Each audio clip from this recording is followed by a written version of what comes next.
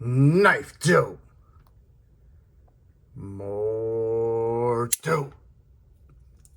Come and get your fix. What's up, fuckers? Your boy's back with a fresh batch of dope. KnifeDope. That's right, people. The hits don't stop. You know, unfortunately, I think I have started to get a little bougie. And I hate it. It seems like I just am like totally over budget knives in particularly. And I swore to myself that I would dread that day when I couldn't appreciate a good budget knife. But I don't think most of it's my fault. I think a lot of it is due to the fact of these companies are throwing so many new knives at us constantly. And I think it's just oversaturated the market. And therefore, when that happens, you just try to find the best. And as you continue to elevate in price and quality and materials, you just realize that a lot of this budget stuff is just exactly what it is, spam, you know?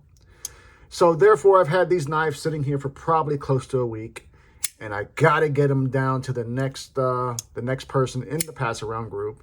So instead of doing a single video for each of these knives, I'm just gonna give it to you guys all one at a time, one video full of dope. Now we've got a range of prices on this video. We've got starting about the $80 price point, and then we're going to about as high as about $179. So I would consider that budget territory. We've got folders, locking folders. We've got a fixed blade. We've even got an OTF. So a little bit of everything for a little bit of something for everybody. So without further ado, let's get to the dope. Okay. Quick update as well. This is a recent purchase that I just made, which I classified as being in that spam category. After I did the video, I carried it in the pocket the very next day. And the more I started to fidget with it and flick it, the worse the action got. So then I disassembled the knife, and this actually has internal stop pins. Well, the stop pin had moved, it's pressed in there, and it had actually moved over to where it was grinding into this, the actual titanium scale through the cutout in the liner. So it took me about an hour to kind of master it and get it in right. I think I have it dialed in now. Granted, it is a little bit off center, but it's no longer locking up on me, And another thing is it's got a goddamn free floating pivot, which I cannot stand. I hate that shit. I wish these companies would. It should be mandatory for them to give us a captive pivot. All right, I'll get off my soapbox for now. This first one we got coming to us is coming from Kizer. This is a new release of theirs. This is the Gavel, I believe it's called. This one is a Mike Perez design. These come in at about $82, give or take. We've got this nice bolster, brass bolster here on both sides of the knife, like a burlap micarta on your overlay. Same material on the back spacer. We've got this 3D mill titanium pocket clip. Now, I will tell you, as I look at the pocket clip, it just almost seems like it doesn't belong to this knife. It seems like it came off of a different knife. I don't know why. It just doesn't seem like it belongs here. Maybe because of the finish against that burlap and with the brass, it just kind of looks mismatched. This has one form of deployment, which is this minimal flipper tab. Now, I will tell you, I had fidgeted with this a little bit, and there's an issue in my opinion. This is such a small flipper tab. Like, I like the idea, I like the concept, but I think it borders on being too small. In conjunction with the choice of jimping they went with, I have slipped off of that flipper tab quite a few times. But that being said, if you manage to get on there good and actuate the knife, it does fly out. Kizer has never had an issue. They just happen right there. Kizer has never had an issue with detents or what have you. So that's to be expected. We've got 6.6 inches overall length. Of that, we're looking at 2.8 inches in this nice drop point blade. Nice satin finish on this. 154 cm is the steel. Now it is a rather thick behind the edge there. So I wish it had been a little bit more slicey. Like I would have loved a nice hollow or even a full flat grind. This is a liner lock. Plenty of room to disengage. However, do note that there is no jimping to speak of. No chamfer as well on that liner. Free fall action. Now I can reverse flick it off the finish of the blade. So want to make sure you guys know that. 110 thousandths is our blade stock. We've got some nice functional jimping there on the base of the spine. No place for you to choke up, although you can go ahead and finger over that bolster. 3.68 ounces is your overall weight. And this one is the gavel. I mean, I guess for $82, you're getting some decent materials, 154 cm. You do have these brass bolsters. I'm kind of not really digging that flipper tab, but it is what it is. Let's go ahead and put up some comparisons for this one to give you all a better idea on the size of this. First up, I'm going to give you one that's got a similar disappearing flipper tab, and that's going to be the legendary Spyderco Smock.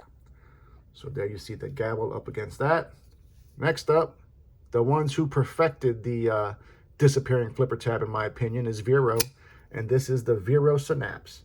Now, if I was a betting man, I would say that this gavel is heavily influenced by the Synapse. You know, not implying anything as far as like copying or anything like that, but you can't tell me that there's not similar design language, at least as far as aesthetically, and then even with the deployment method between these two. But I digress.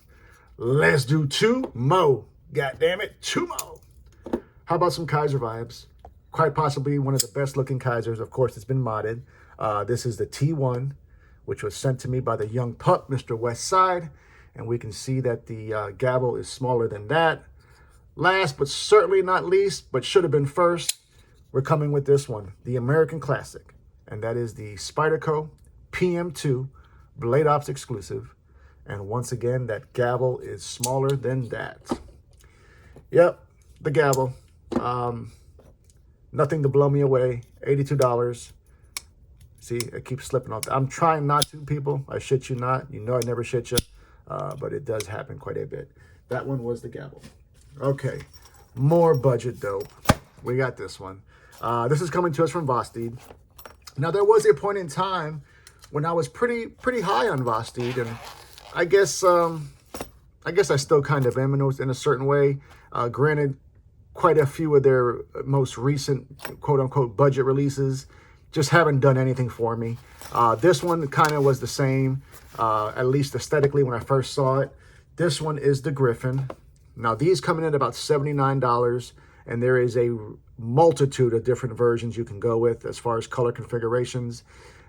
One of the things that kind of turned me off to it, even before getting it in hand, was the choices of the colors they went with. They went with like these very vibrant colors, and then they would give you like a contrast because the backspacer that stands proud on it wouldn't match up.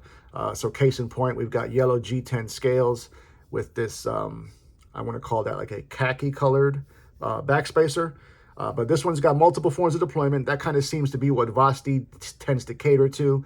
It seems like almost all their releases, for the most part, they want to give you multiple deployments, which I'm not mad at, but I just think that's kind of what they focus on the most. This is actually designed by a gentleman by the name of Rob Sanischalchi. I hope I'm pronouncing that right. He's better known as the guy who designed the RS Chaos for Vosteed. Now, the three deployments on this one is this front flipper. I guess we could, yeah, front flipper. I was going to say top flipper, but no, front flipper. Nice cutout as well as traditional flipper. Let's go with the cutout. Nice snappy detent for sure. Overall length, this is more of a full-size knife. We've got 8.24 inches. Now, of that, we've got 3.4 inches in this nice hawkbill blade. 14C 28N is the steel. Nice slicey blade here, coming in at 118 thousandths on your blade stock. This is also a liner lock with plenty of room to disengage, you know. Nothing that'll blow you away, but you can disengage comfortably. And I think part of that reason also is due to the nice jimping they have on that lock bar. Fantastic action right out the box. Now this front flipper, it's kind of weird, but it works. I think you just got to kind of hold up a little bit higher on the actual knife itself. Stainless steel pocket clip is not blowing you away. But in all fairness, Vosteed does a great job with their pocket clips. They're very functional. They always inset them, and then they always give us those flat screws. So kudos to them on that. The weight on this is coming in at 3.76 ounces. And this one has got a dual flat grind, compound grind. Once again, I think this might be this designer's call sign. He did the same type of grind on the RS Chaos. In my honest opinion, it's not functional. It's not something that, you know, you're going to be using for a couple of reasons. Number one, it's so close to the handle. I don't get it. But hey, you know, maybe it's just more of an aesthetic thing, which is okay, I guess, by me. Let's go ahead and put up some comparisons on this one to give you all a better idea on the size of this. Got to come with America first. Also, the only hawkbill knife in my collection, and that is going to be the Spyderco Pical. American made, baby. So we can see the Griffin is quite a bit bigger than that. Next up, my favorite Vosteed knife ever, and that is this, the Nightshade, baby. This is the thumbhole rendition, and the Griffin is also bigger than that. Let's do two more. God damn it, two more. How about the unofficial overseas knife of the channel? You've seen her before. You know her goddamn name. We're looking at the CJRB Echo. So that Griffin is also bigger than that. Last but certainly not least, a budget knife that I think does not get nearly enough attention. Coming to us from the Fish. This is the Petrified Fish Scalar. And so you can see that Griffin is also bigger than that. Yeah, I love this fucking Scalar, man. I really do. Great work knife. 154 cm blade steel. This one came in at about 80 bucks, I think. Maybe a little bit over. But it was it was well underneath 100. Back locking mechanism. I think the biggest deterrent for a lot of people is the choice of scales. They only give you these wooden scale options. But I did throw on a Kizer deep carry clip because the clip that came on this knife was straight trash. Full disclosure. But there you have the Vosteed Griffin. All right, people. We're getting down to the nitty gritty. We're going to get to the OTF next. All right. This one is coming to us from Takcom. Now, not the biggest OTF guy by any stretch of the imagination. But I did buy one last year that I felt was fantastic, and we'll get to that shortly. This one is called the Chimera. This one comes in at $179. Now, I've had a couple of different Takcom OTFs on the channel, and for them, to be honest with you, they've always been well built. You know, I think the OEM for them is Best Tech, and you know, they've been fairly priced, decent materials, and they you know, they are pretty powerful upon deployment. And this one's no different. We've got these aluminum handles with tons of milling lines going on. Not the most attractive, I think, but it's kind of looks a little bit too busy in my opinion. We've got, I think they did the coating on this hardware, but we've got black hardware as same coating here on this what the fuck is it? Oh, an Acrite window breaker, whatever the fuck. Deep carry pocket clip, which is reversible. I think you can just rotate. Yeah, it is reversible. We've got this aluminum actuator button. Now, I will tell you, it does fly out, but actuating this button is pretty difficult. It's you got to put some pressure on it. I do love the choice of blade shape they went with. This is a nice spear point blade. I would even call that perhaps a dagger blade, but it is also sharpened on both sides, so we've got dual edges on this one. Yeah. Overall length on this is 8.25 inches. Now, this is like a light, durable carry. You know, I will give it that. Feels very light, coming in at 3.1 ounces. 3.25 inches is the blade length. 154 cm is the steel. 120 thousandths for your thickness. And it does fire the fuck out, y'all. I will give it that. It damn sure does. Now, I can tell you, I do feel that pocket clip ever so slightly, especially if I'm choked back. If I choke up a little bit, not so much. Oh, actually, I think it might be a mixture of that. No, it's the clip. It's the fucking clip. You see how it stands proud from the actual knife there? That's actually giving me quite a bit of a hot spot now that I think about it. Now, that being said, you're not really typically hard using these OTFs. They're more of a, you know, I guess some people call it tactical. I don't think that's the case. Oh, wait, one more thing. Let me check something. Very minimal blade play. I will give them credit for that. They have done a great job with the blade play. So let's make sure we acknowledge that. All right, first up, the only OTF I own and had such a big impact on me, big impact on the community for this, has done very well, very popular. That's the USA-made Kershaw Live Wire, baby. Live and direct. So you can see this Chimera is a little bit bigger than that. How about some budget vibes? The only budget purchase this year. Oh, wait, I lie. Yep, wait, I think it is. This is the Civivi Chevalier version 2. Don't get it fucked up. So the Chimera is a little bigger than that. Let's do 2 more. God damn it, 2 more. How about this one? This is a good knife. It really does not get the pocket time that it possibly should. Big shout out to the OG Sharif. This is the Sharif Manganese designed Kubi Ruckus. So the Chimera is a little bit bigger than that. Last, but certainly not least, my only spear point knife in my collection, but it's a goddamn good one. That is the Kizer Mini Roach. And so the Chimera is also bigger than that. Yeah, not big into OTFs, but I think for the price point, you really can't beat it. $179. It fires the fuck out. 154 cm blade steel, aluminum handle, lightweight carry. And if you're into those glass breaker situations, it's got one of those for you too. And that one was the Takcom Chimera. Okay, last one is coming to us from Kansept. Now, this is a brand that, you know, I've got a love-hate relationship. I think I love to hate them. I don't know what it is just yet. But this is actually a fixed blade, people. I'm not the biggest into fixed blades. I mean, I have a very few in the collection, but I just prefer my folding pocket knives, you know, for what it is. If I plan on doing some really hard use type of shit, if I'm out and about, I will carry a fixed blade. But this one is the Corvid fixed blade.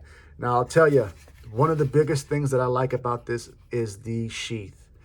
I absolutely love a clipped pocket sheath. It's a game changer for me.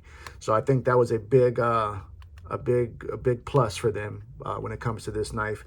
This is actually a design coming to us from Justin Koch of Koch Tools. I think they may pronounce it Coke. They may pronounce it Coke Tools, I think. But love the Kydex sheath. Love the fact that we have a good amount of the handle that you can access to pull it out. Yeah, nice snug as far as the actual sheath itself. These are very cheap, man. These came in at $58. We're looking at 6.69 inches overall length. I think it's perfect size for a little a fixed blade apparatus. We've got this nice cleaver blade. I love the blade shape as well.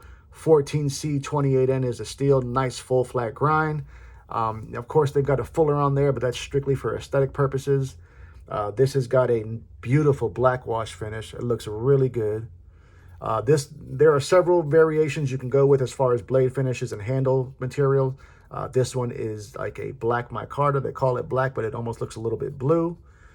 I think this is a good one, man. I may have to try to snag me one of these. I think this is a very functional blade shape, and the size is perfect. Absolutely perfect. Weight on this is coming in at 4.34 ounces. 2.9 inches is the blade length, and our blade stock is 118,000. So nice and slicey, especially with that full flat grind. This is a good one. I think quite possibly this might be the best Kansept I've ever handled. Full disclosure. Now let's go ahead and put some comparisons up for you guys on this one. I'm going to start out with 2 fixed blades in my collection, and gotta come America first. We're going to rock out with this one, the Spyderco Mule Team 15V rendition, baby. So here you can see the Mule Team up against that. Now, I would have loved to find a pocket sheath for this mule. If y'all know where I can find one, put your boy on. Let's go with another fixed blade. This one is coming from the budget realm, And this is the Kubi. I don't know the name of this one, but it's a Tonto. And I actually bought this back in 2022 on Amazon, like 50 bucks or something like that. Really don't carry it much, especially since I broke the tip. But here you can see that Corvid is smaller than both of those. Let's do two more. God damn it, two more. Got to go back to my folding knives. And we're going to go with this one. The Kizer Sheepdog clutch lock apparatus. And so here you see the Corvid fixed blade up against that. Last but certainly not least, and the more I think about it, this might actually be the budget knife from the year last year. And this is the Devo Growler. Version 2. Don't get it fucked up. Now, I will tell you, you know, I was just mentioning in the beginning of this video how I am over budget knives. I think the sole exception to that would be anything budget that Devo does. You know, and I'm not saying that coming from a biased perspective. You know, I am friends with the Devo boys, but I'm just being full honest here. They manufacture great knives, man. They make great knives, and they have a fantastic relationship with a couple of OEMs. They've really been crushing everything they have done with Kubi in particular, who OEM this growler. This one came in at $100, and it is fantastic. Absolutely fantastic. Well, there we have them, people. What is it? 4 knives we went over today? Yeah, something like that. 4 goddamn knives for your viewing pleasure.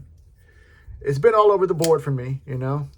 I think, let's revisit here. Let's see which ones we had. I think as far as my favorites are going to be, we're going to go like this. Let's see here. Where the fuck is that last one at? God damn it. Where'd that last one go, fuckers? It's somewhere around this bitch. There is a, I swear, this shit happens to me all the fucking, oh, there it is. I think as far as favorites are going to go, we're going to go like this. My favorite is going to be this fixed blade coming from Kansept, which was that Corvid. Then we'll come in second place with that Takcom Chimera. Then it was kind of a toss-up between these two, but I'm going to go with the budget version to the Vero Synapse, otherwise known as the Gavel. And then last place is going to be the Vosteed Griffin. But more importantly, I want to know what you fuckers think. Are you feeling any of these knives? How do you feel about budget knives? Tell me all about it. Love you, mean it. Until the next time, cut something, cut someone, just don't cut yourself. Stay dangerous, fuckers.